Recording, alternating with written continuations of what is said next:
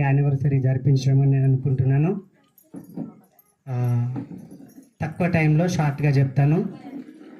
గత 4 సంవత్సరాల క్రిందట 5 సంవత్సరాల క్రిందట యశ్వంత్ సార్ గారు బురుగుపల్లిలో సేవ చేస్తూ ఉన్నారు. నేను అప్పటికీ సార్ గురించి నాకు పెద్దగా తెలియదు, పరిచయం కూడా లేదు. నేను పెద్దంరోజు చర్చికి వెళ్తున్నాను అప్పుడు. అయితే ప్రతి ఆదివారం చర్చి అయిపోయిన తర్వాత నేను, మా భార్య, మా అమ్మ, నాన్న బండిపై నుంచి వస్తూ ఉంటే అక్కడ ఆయన చాలా కష్టపడుతూ కనిపించాడు చాలాసార్లు.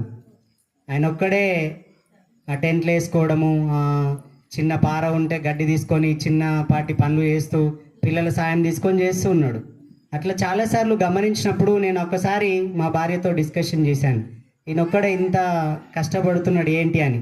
ఆ తర్వాత కొన్ని రోజులకు అలా మర్చిపోయాను. తర్వాత మా వదిన చేనులో పత్తి తీస్తున్నప్పుడు ఒక సందర్భం వచ్చినప్పుడు నాకు గుర్తు చేసింది, సార్ ఒక్కడే చాలా కష్టపడతాడు, చర్చి లేదు కట్టించాలని చాలా ఆశపడుతున్నాడు, స్థలం కొన్నాడు 1-2 చోట్లల్లా.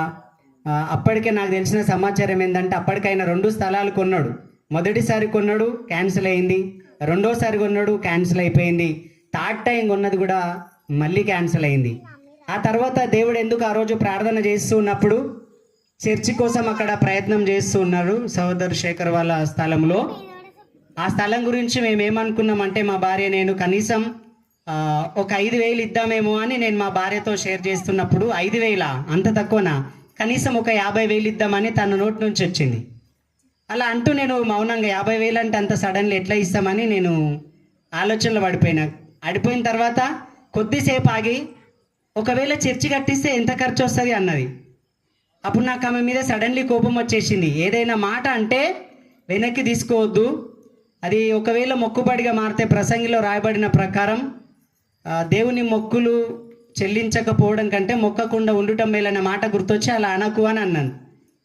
ఆ తర్వాత ఆలోచనలు పడిపోయింది. దేవుడు ప్రేరేపిస్తూ ఉన్నాడు, ప్రతిదినం ప్రేరేపిస్తూ ఉన్నాడు.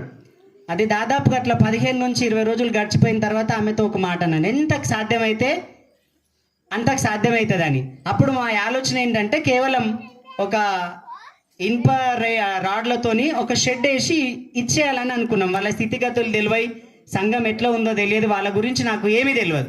చాలా కష్టపడుతున్నాడు యశ్వంత్ సార్ అని మాత్రమే మా వదిన ద్వారా తెలిసింది.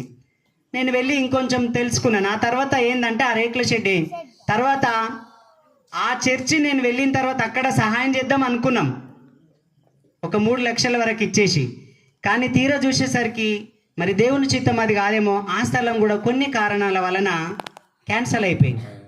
ఆ తర్వాత నాకేమనిపించింది అంటే ఏంటి సహాయం చేద్దామనే టైంలోనే చర్చి స్థలం క్యాన్సల్ అవ్వడం, అప్సెట్ అయిపోయినాం. ఆ తర్వాత కొన్ని రోజులు, ఒక వారం రోజులు గడిచిపోయిన తర్వాత ప్రార్థన చేస్తూ ఉన్నప్పుడు దేవుడు నాకు ప్రేరేపిస్తున్నాడు, నీ సొంత స్థలంలోనే నువ్వు ఇవ్వాలని నేను ఆశపడుతున్నాననే ప్రేరేపణ కలుగుతూ ఉంది. అది నేను ఎక్కువ ఆలోచిస్తున్నాను కాబట్టి మేబీ అదే అని ఒక వారం రోజులు దాన్ని పక్కకు పెట్టేసినాను. నెక్స్ట్ వారం సార్తో ప్రేయర్ చేస్తున్నప్పుడు సార్ నాకు ఒక ప్రేరేపణ వస్తుంది అంటే సరే సార్ అక్కడికి వెళ్ళి మాట్లాడుకుందాం అని చెప్పేసి అన్న వాళ్ళ ఇంటి ముంగట ప్రేయర్ జరగాలి, ఇక్కడ టెంట్ వేసుకుంటుంది మీ స్థలం, ఇక్కడ కూర్చునే స్థలంలో టెంట్ వేసినాం. ఆ రోజు సార్ నేను ప్రేరేపిస్తున్నప్పుడు దేవుడు నేను ఈ స్థలాన్ని ఎన్నుకున్నాను అని ఒక స్వరం లాంటి వినిపించింది. సార్తో నేను షేర్ చేసుకున్నా. అప్పుడు ఏమనిపించింది అంటే ఈ స్థలం దేవుడు ఎన్నుకున్నాడు కాబట్టి ఇక్కడ కట్టాలని ఆలోచన కలిగి ఉన్నాడేమో అని చెప్పేసి అనుకున్నాను. సార్తో ప్రార్థన చేసినప్పుడు ఆయన ఏమన్నాడంటే అప్పటికే 3 లేదా 4 స్థలాలు అంతకంటే ఎక్కువ సార్లు క్యాన్సిల్ అయినాయి. ఆయన సరదాగా ఒక రకమైన స్మైలింగ్ ఇచ్చిండు, నేను కొంటూ ఉన్నాను అది క్యాన్సిల్ అవుతున్నది, ఒక్క చోట కాదు, ఈయనకు తెలియదు పాపం. అప్పటికి నాకు చెప్పలేదు, నాకు తెలిసింది ఆ ఒక్క స్థలమే. మొదటి ఇక్కడ కొన్నాడంటే ఈ పక్కనే, అది క్యాన్సిల్ అయింది. తర్వాత ట్యాంక్ దగ్గర కొన్నాడు, అది క్యాన్సిల్ అయింది. 4వ స్థలం అనుకుంటా అప్పటికి అది. ఆయన వద్దు సార్ దయచేసి చర్చి కడతాను కానీ స్థలము ఇక్కడ నిర్మాణం చేయాలన్న ఆలోచన వద్దు అని చెప్పేసి అన్నాడు. సరే సార్ మంచిదన్న తర్వాత ఒక 15 రోజులు గడిచిపోయింది. ఆ గడిచిపోయినప్పుడు మళ్ళీ అన్నాను నేను ఆలోచనని, సార్ నేను ప్రారంభిస్తాను, ఎవరో ఒకరోజు అడ్డుకుంటారు, అది ఎందుకు అడ్డుకుంటారో నాకు తెలియదు, ఎందుకు అడ్డం వస్తుందో తెలియదు, ఎవరు క్యాన్సిల్ చేస్తారో తెలియదు, కానీ అది ముందుకోవు, నా చేతులు మంచిగా కావు సార్ నేను ప్రారంభించాను అన్నాడు. సరే అది దేవుని చిత్తం అయితే ఎందుకు సార్, నేను వెనుక ముందు అన్నీ ఆలోచించి నిర్ణయం తీసుకొని నాకు దేవుడు ప్రేరేపిస్తే వెనక్కి తీసుకోలేను, అది నన్ను నిద్రపోనీయట్లేదు అని చెప్పేసి అన్న తర్వాత కేవలం 1,00,000 నేను చిట్టి వేసుకుంటా. సహోదరుడు రమేష్ మనకు చర్చికి కూడా ఆయన 10,000 కంటే ఎక్కువ సాయం చేశాడు. ఆ బ్రదర్ దగ్గర నేను చిట్టి వేసుకుంటాను. ఆ చిట్టి డబ్బులు లాస్ట్ వరకు ఉంటే ₹1,00,000 వస్తాయి. అవి ₹1,00,000 వచ్చిన తర్వాత సార్ చేతిలో పెట్టి ప్రార్థన చేపించిన తర్వాత సార్ ఈ ₹1,00,000 ఉన్నాయి, ఏం చేద్దామని. ఆ ₹1,00,000కి ఏమవుతుంది? ఏమీ అవ్వదు. అప్పుడు నేను అనుకున్నాను ఎంత వస్తే అంత పునాది దిద్దాం, ఏమన్నా అవుతుంది అని చెప్పేసి కేవలం ₹1,00,000తో ప్రారంభమైంది. ఆ తర్వాత నిజంగా అప్పటికి నాకు ₹1,00,000 తప్ప నా చేతుల్లో ఏమీ లేవు. అలా ₹1,00,000తో ప్రారంభమైనటువంటి ఆ స్థలం చివరికి అంటే మనం డెడికేషన్ చేసే నాటికి అక్షరాల 16 లక్షల ఖర్చు వచ్చేసింది. దేవుడు అది నడిపిస్తున్నాడు, ఎక్కడి నుంచో సహాయం చేస్తున్నాడు. ఇందులో మా పెద్దక్క చిన్నక్క వాళ్ళు ల్యాండ్ అమ్ముకున్నారు. ఇంట్రెస్ట్ ఇవ్వని డబ్బులు వాళ్ళు దాదాపుగా 5 లక్షలు సహాయం చేశారు. చర్చి అలా ముందుకు కదిలిపోతూ ఉన్నది, పని నడుస్తూ ఉన్నది. నాకు చాలా హ్యాపీగా అనిపించింది. అవి ఎలా తీరుతాయి, ఎలా చేస్తారు అనే ఆలోచన నాకు అప్పటికి లేదు.